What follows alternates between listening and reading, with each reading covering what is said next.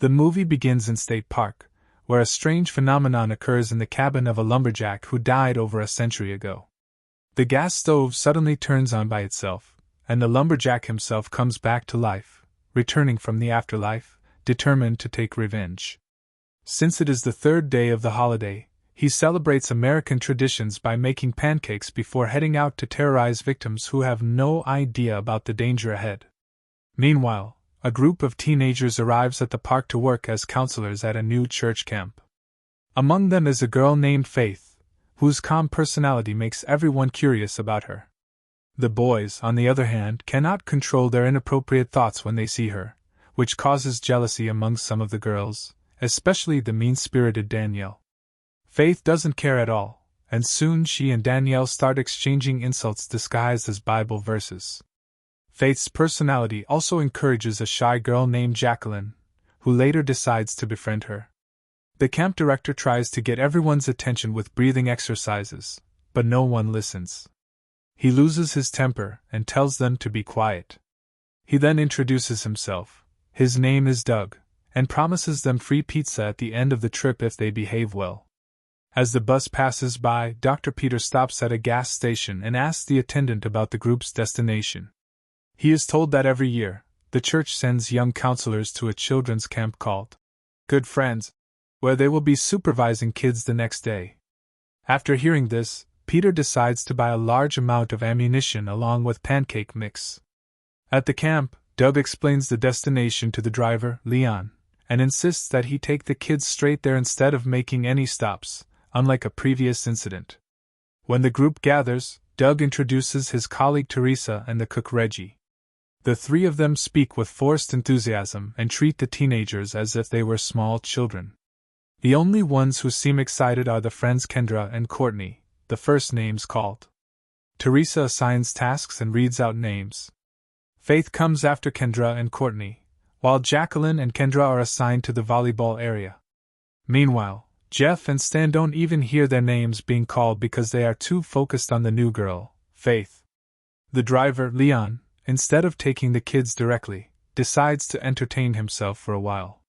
He invites two inappropriate individuals to spend time with him on the school bus, while they are more focused on their phones than on him. They have no idea that the terrifying lumberjack is coming, carrying a large stack of pancakes.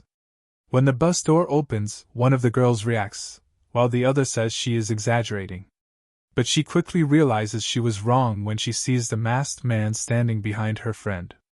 With a single axe strike, he kills them both instantly. Leon takes a few moments to notice that his companions are gone, and then he immediately becomes the third victim. After that, we see a grill placed next to the bus, while the killer calmly eats his pancakes without strawberry sauce. At the volleyball court, Jacqueline and Faith notice someone hiding behind haystacks. Faith goes to investigate and finds a boy named Ernie holding binoculars. He says he was birdwatching, but his notebook suggests completely different interests. Meanwhile, Jeff and Stan talk about the girls in the group. Stan is still obsessed with Faith, while Jeff thinks Kendra and Courtney are easier targets. Their break ends when a staff member named Alberto calls them to work in the stables, but he ends up stealing their belongings and upsetting everyone. The boys, in turn, carve statues of themselves out of manure and run away laughing, which makes Alberto even more furious. Elsewhere, the lumberjack arrives at the stable and sees a picture of his wife. Overcome with emotion, he presses his face against it, believing he is smelling her hair. Alberto tells him he needs to forgive and move on because life is short, but the killer replies that it is time to prove that truth in action. He then lifts Alberto by the neck and beheads him. Meanwhile, the remaining group continues searching for Kendra and Courtney. As they pass by the cabin, Teresa has changed her clothes, and they decide to watch the show through the window. Doug actually grabs him and threatens to cancel the pizza. After that, we're introduced to the park ranger, a woman named Luann Potts, who is in charge of Big Timber Park. Peter explains the camp situation to her and asks her to start evacuating the park immediately. When she asks why, he tells her the area is haunted by a dead lumberjack. Luann responds that this kind of madness has become very common, and she says she doesn't have time to listen to every crazy story people bring in. She then asks her colleague, Shep, to show the doctor out. But Peter insists on showing her a stack of newspaper clippings, which reveal a wave of crimes occurring in the area every 30 years, and that this phenomenon always happens during holiday seasons. Even though Shep is affected by the story, Lewin becomes even more annoyed and throws Peter out of the office. Before leaving, Shep runs off and kills someone, as he wanted to keep a meat recipe written on the back of one of the newspaper articles. Meanwhile, Peter explains how to reach the Good Friends camp. At the camp, Courtney and Kendra go swimming near the lake. Ernie is always spying on the girls and is especially fixated when they decide that bikinis aren't really necessary. Courtney is the only religious one, apart from Jacqueline, but Kendra convinces her that feeling shy is also a kind of sin, and she easily influences her as if she were under hypnosis. Meanwhile, Ernie can't hear anything as an axe starts cutting down the tree near him. He realizes something is wrong, but it's too late. The trunk falls on him and kills him. After that, we see the lumberjack placing pancakes again in a strategic spot, as if he's collecting them from each victim to add more sauce. The attack goes unnoticed by the girls, who decide to get out of the water when they hear thunder. Elsewhere, Jeff and Stan are running down the road when they suddenly bump into Faith and her friends. When Jeff sees Faith up close, he changes his mind about the target, and they split up. Jeff goes with Faith to the cafeteria, while Stan continues searching for Kendra and Courtney. On the other side of the park, Danielle sneaks away from her duties to hang out with a guy named Trevor. She asks him to go get her a cigarette, and he struggles down the road, right as the lumberjack appears in the middle of it. Trevor tries to find the strange figure, but the lumberjack lifts him into the air by his neck. When Danielle hears him screaming, she thinks he's joking, but she gets frustrated, believing she can still see him moving between the trees without realizing the truth. She starts provoking the vengeful lumberjack and mocks his hiding skills, then calls Trevor and tells him to show himself. When he answers, there's no time left to escape. The killer grabs her before she can run. He holds her arms and legs and begins twisting her body until she's completely restrained, then leaves her and goes to get pancakes. He covers her with a blanket as if preparing her as backup food, but eventually leaves her because she won't stop talking. In the cafeteria, Faith prepares pancakes using the famous GT Gibson batter mix. Reggie notices and asks to try them, hiding a sarcastic smile, then says they taste really good. The same thing happens when Jeff arrives, but no one seems brave enough to tell the truth about her cooking skills.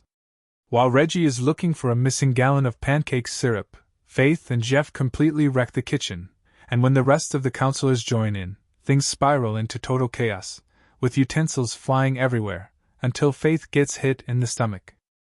Jeff asks his coworkers to calm down a bit, but he immediately gets covered in pizza and sauce.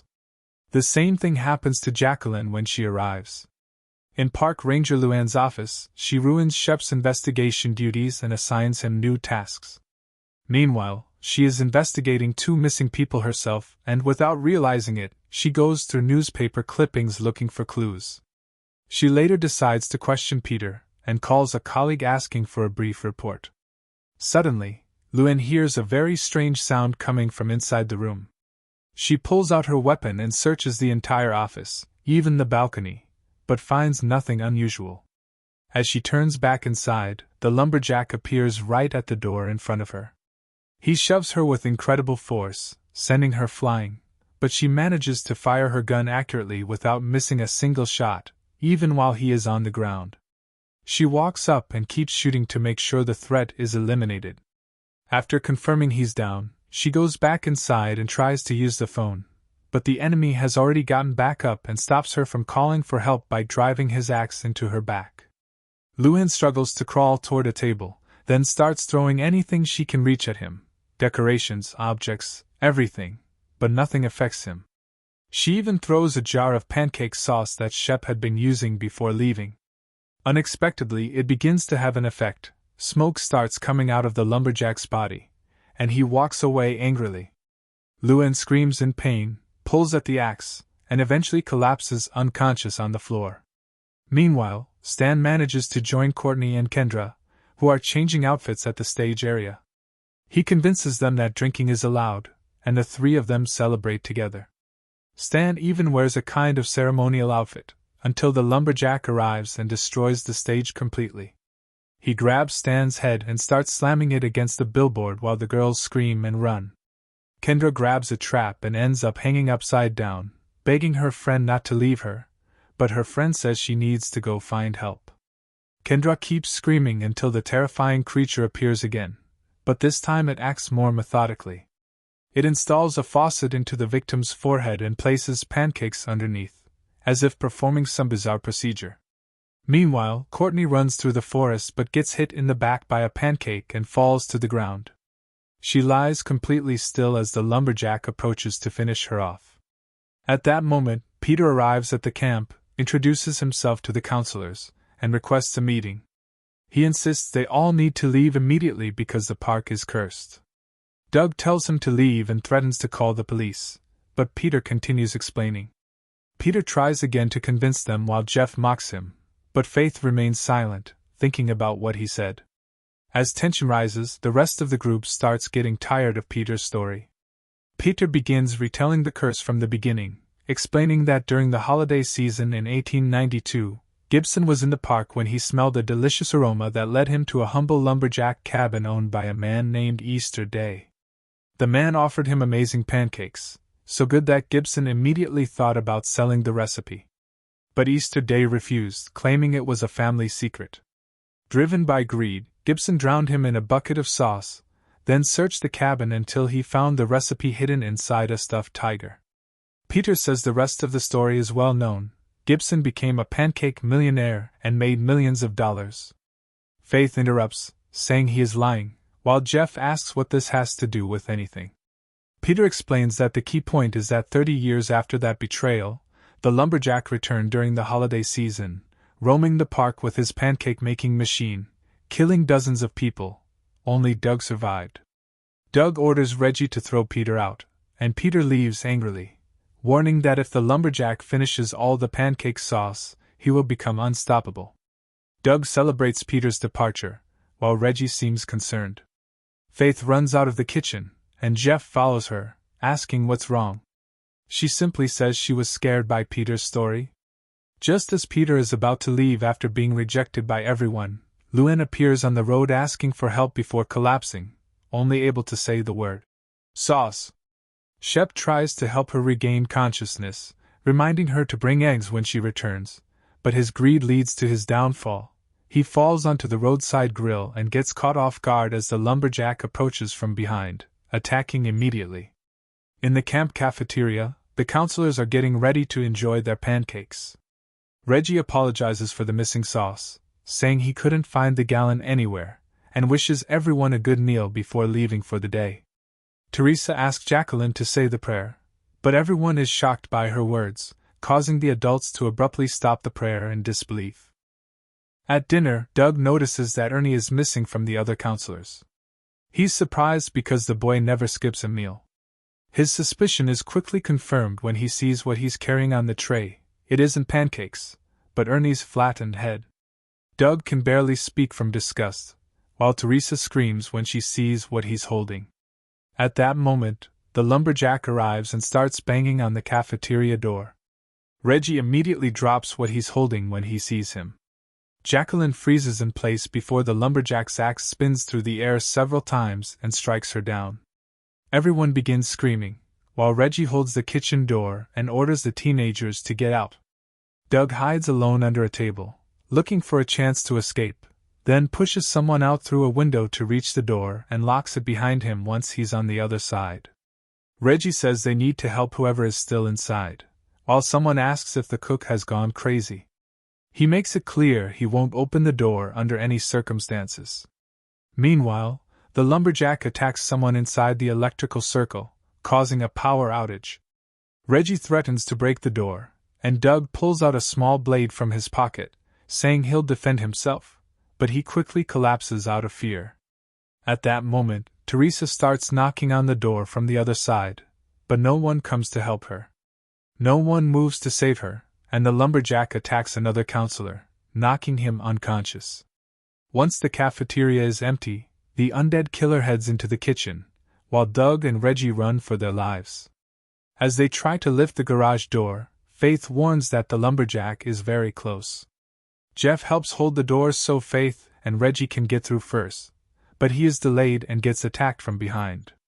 Faith is deeply shaken as she watches Jeff being dragged into the darkness, but Reggie snaps her out of it, telling her there's nothing more they can do for him.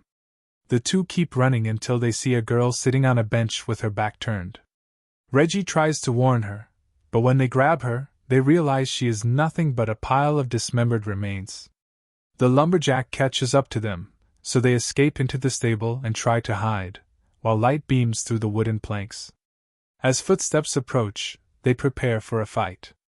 They step out of the stable ready to strike, but they discover it's Peter. He explains that Lewin was trying to reach them through the car and reveals that pancake sauce is the lumberjack's weakness, because it's where his human form was drowned over a century ago. Reggie doesn't like the idea of fighting a monster with just sauce, but Faith immediately agrees. They then realize Doug has been hiding the entire time, complaining about the noise and warning that the evil might be drawn to them. He says he'll escape alone. But Doug steps into one of the park traps and is cut in half. Peter believes the lumberjack will become unstoppable if he eats the final pancake. Faith then takes a saw, determined to face the creature. Reggie asks why they don't use Peter's car, but Peter admits he can't fit anyone else in it. Reggie, frustrated by his lack of help, joins Faith, and they find the cabin where it all began. Faith points out an empty grill, meaning the worst has already happened. Suddenly, the lumberjack emerges from the oven in his strongest form, throwing their tools out the window. They try to fight him but fail. Shep arrives, claiming he's here to save everyone, but his confidence fades quickly when he sees the lumberjack. The second rescuer is Peter, who enters the cabin and acts like an exorcist, pointing his shotgun at the creature, but it doesn't stop him. Peter is forced to use his plan and attacks the monster with pancake sauce, but the container is hard to open. He ends up using his hands, creating a miserable scene. The lumberjack shows no effect and throws Peter to the ground with a single blow. Faith takes the shotgun, but Peter warns her it's empty. The lumberjack grabs Peter by the neck and throws him into the cabin, where Faith finds the missing gallon of sauce from the kitchen. Following Peter's instructions, she covers herself completely in sauce before the final confrontation. She then reveals that she is the granddaughter of G.T. Gibson, telling the lumberjack he lost everything by refusing to give the recipe to her grandfather. She says she will inherit the family fortune and become rich off the recipe, which enrages the lumberjack. He charges at her to kill her, but the sauce weakens him before he can choke her, and he collapses dead.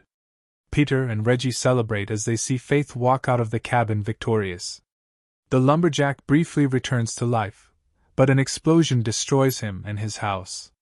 The next morning, the survivors are on the road. The driver asks if they're hungry and suggests stopping at a pancake house, but after everything they've been through, they all refuse. And that's the end of the story. Thanks for watching. Don't forget to leave a comment, subscribe, and share your thoughts.